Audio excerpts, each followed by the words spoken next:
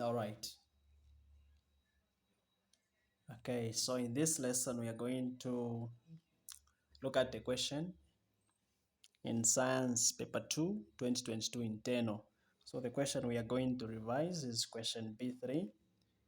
So this is the question we had. The question is saying the following symbols shows a nuclide of element A. So this is the nuclide here. The nuclide had a symbol A and the numbers down and also some numbers on top. All right, so question A is saying distinguish between the numbers 16 and 32 shown in the nuclide for element A given. So now when I get the periodic table, we are going to see that when we are describing an element or an atom is made up of a symbol, which is usually the first letter. In some cases, the first letter followed by the second letter. Okay, and on top of that symbol, we have numbers on top. These numbers, we refer to them as the relative atomic mass, as you can see there. Then the numbers below, we call them the proton numbers or the atomic numbers. Okay, so in this case, in this situation, as we can see, this nuclide here, the number 16, so they are saying distinguish between the numbers.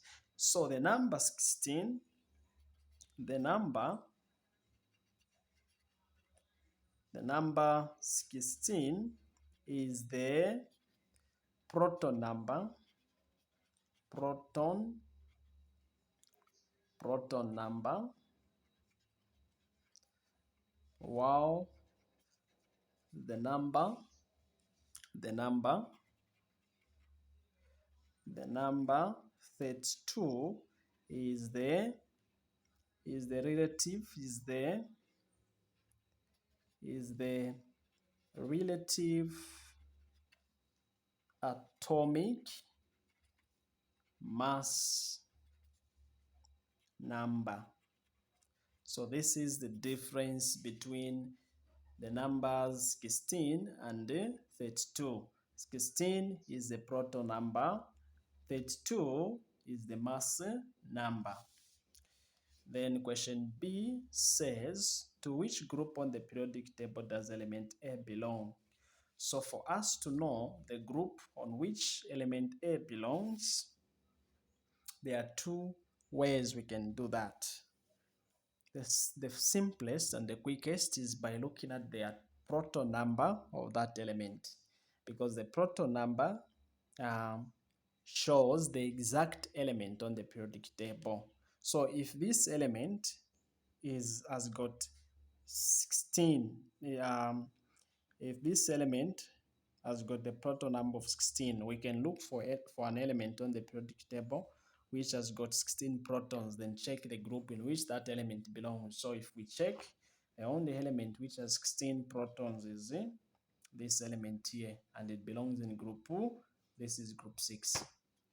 Okay, the other way that we determine the group number in which an element belongs is by writing what we call as the electronic configuration. So to write the electronic configuration, we use the proton numbers, because the number of protons is equal to the number of electrons. So this element A has 16 electrons, meaning that, it has 16 electrons, meaning that in the first shell, we are going to have 2 as usual.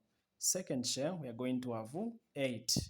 Now, 2 plus 8, that is 10, minus 16, it means we are remaining with 6. In the outermost shell, we have 6 electrons, and the outermost shell of any element tells you the group number. So it means this element belongs to group 6. Group 6. Then question B2 says use the periodic table to identify the element. So by using the atomic number or the proton number, we can look for that element on the periodic table. So This is the only element which has 16 as the proton number is the sulfur. So use the periodic table to identify element A. Element A, this was B1, B2. Element A is the sulfur, like that. Then question C. Question C. Okay. Okay. Question C is saying, draw a dot and cross diagram to show the bonding formed in a compound between element A and hydrogen. Okay, so we have element A, of which element A we have identified to be sulfur. We also have hydrogen. So for us to properly write the bonding,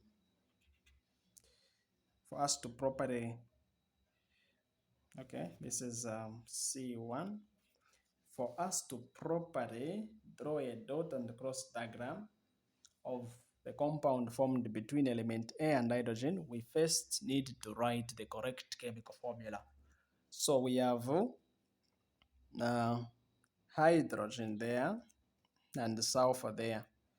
So to write chemical formulas, we use valence numbers. So hydrogen has a valence of 1, sulfur has a valence of 2. So the 2 goes there, the 1 goes there, meaning that we have H2S like that. Okay, so this is the formula that we're going to consider as we write the dot and cross diagram. Now this bonding, mind you, we have two many types of bonding, the ionic and the covalent. But this bonding is a covalent because it is made up of nonmetals only. A compound that is made up of nonmetals only is a covalent compound, and it is formed by a covalent bonding. All right, hydrogen is a nonmetal, sulfur as well is a nonmetal. Okay, so this chemical formula tells us that we need 2 atoms of hydrogen for 1 atom of sulfur. So it is like this, H, S, H, like that. Now the covalent bonding is formed by sharing of electrons.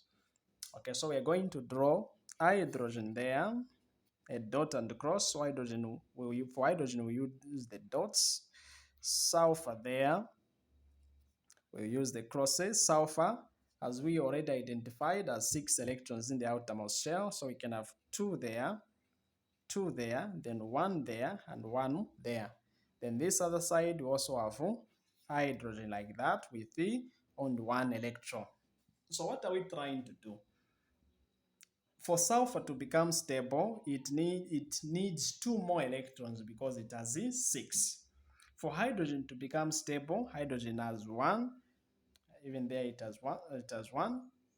Sulfur has got 6. So sulfur becomes stable by having 8 electrons in the outermost shell. So it needs 1 atom from these 2 hydrogen atoms. But for hydrogen to become stable, it becomes stable by having 2 atoms in each one and only shell. So sulfur will contribute 1 to that hydrogen. When drawing the final structures, they overlap the shells like that. So here we have hydrogen, here sulfur, there hydrogen. So this hydrogen contributes 1 electron, the sulfur 1 electron, and then here the sulfur contributes 1 electron, the hydrogen as well 1 electron, and then here we have 2, and then there we also have 2. So like this, the atoms have become stable. Hydrogen now has 2 electrons in the outermost shell, 1, 2. This hydrogen also has 2, 1, 2. But for sulfur, it has 8 now overall. 1, 2, 3, 4, 5, 6, 7, 8, like that. So like this, the compound is stable. All right, the last question, which is C2. C2 is saying, compare the bonding in the compound formed in C1 with that in calcium oxide. So the compound formed here is for hydrogen sulfide like that. And then we have calcium carbonate. We are comparing the bonding between hydrogen sulfide and calcium oxide. So calcium oxide is CaO like that. So for calcium oxide, we have calcium, which is a metal there. Calcium is a metal. Then we have oxygen there, which is a non-metal. So this bonding in calcium oxide is ionic,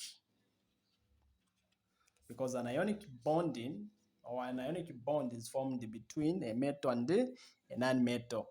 But as I indicated earlier, this compound formed between hydrogen and sulfur is a covalent bond, because a covalent bond is formed between a non-metal. It is formed between non-metals only. So this is a covalent bond. That is an ionic bond. So to compare, we can say the bonding in C1 between hydrogen and sulfur is a covalent bond, while the bonding in calcium oxide is an ionic bond. As simple as that. So for more lessons, online, physical, for physical lessons, we are found in Ndola, Kansenshi.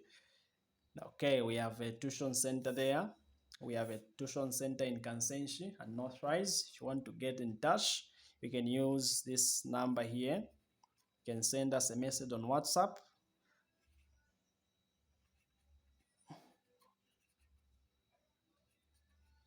Okay, if you are a student, grade 12, grade 10 or 11 or grade 9, you need lessons in science, mathematics, English, and some options. You can also get in touch with us. We are conducting online lessons through WhatsApp, Google Meet, and Facebook Live. We are able to use those platforms to teach you. We are also able to record videos that we can send to you, and then you can watch them at your own free time. So get in touch with us for more lessons online or physical. Thank you.